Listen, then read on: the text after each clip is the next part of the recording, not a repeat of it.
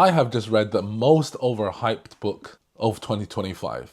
The Let Them Theory should be a hour-long seminar rather than a 300-page book. Hello everyone, welcome to Harry's Book Cafe. Today, let's talk about the Let Them Theory.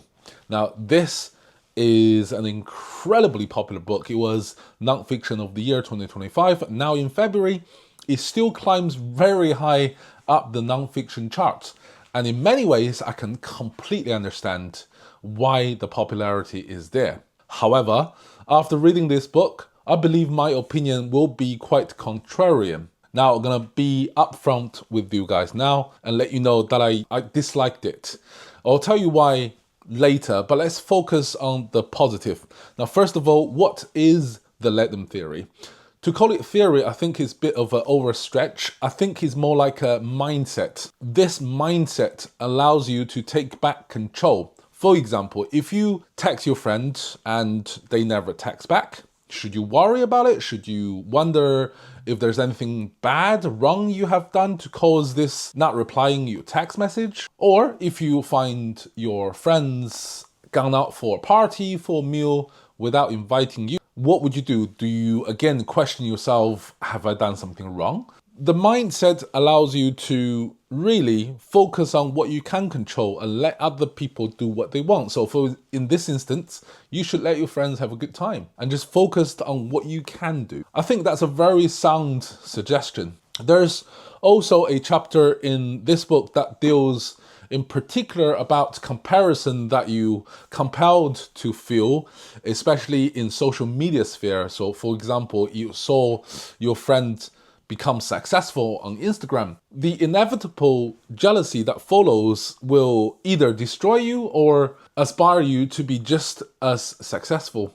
And the Let Them Theory really allows you to focus on what made that particular individual, especially friends, become successful, and what should you do to emulate. You should let your friend be successful. Focus on what you can do, okay? And jealousy is one thing that you can do, or you can control yourself and emulate. So I think by now you have a basic idea of what the Let Them Theory is. And as I've said before, is a very sound suggestion.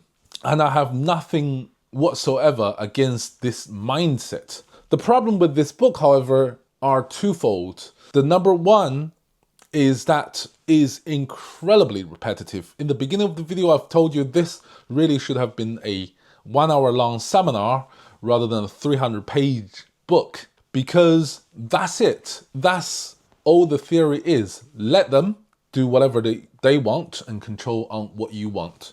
An hour long seminar. And yet this book was stretched from chapter 1 all the way to the end. Chapter after chapter was talking about the same theory. The only thing that's different from one chapter to the next is the author's personal anecdote. So she tells one anecdote in chapter 1, another anecdote in chapter 3, another anecdote in chapter 4, and so on and so forth. But is still trying to illustrate the same theory without changing anything fundamental.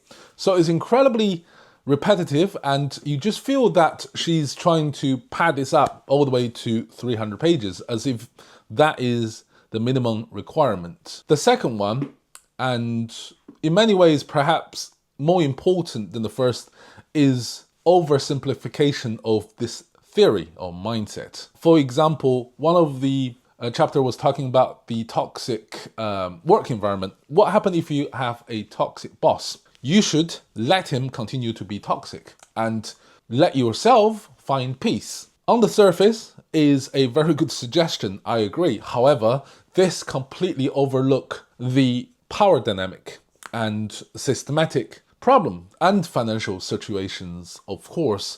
When you have all this dynamic added on top of that situation, to find peace and allow your boss to continue to be toxic becomes somewhat more difficult to achieve. The book made you feel that Mel Robbins truly believed that the Let Them Theory is a panacea, something imminent that can solve every situation in life. This really overlooks the complexity and uniqueness of each individual situation that might arise in your personal and professional life. There is not a single solution that can really fix every problem in your life, and this oversimplification is perhaps the biggest weakness of this book. I understand why it's so popular, because by offering a simple solution most people can grasp very easily, instantly. It's a very attractive proposition.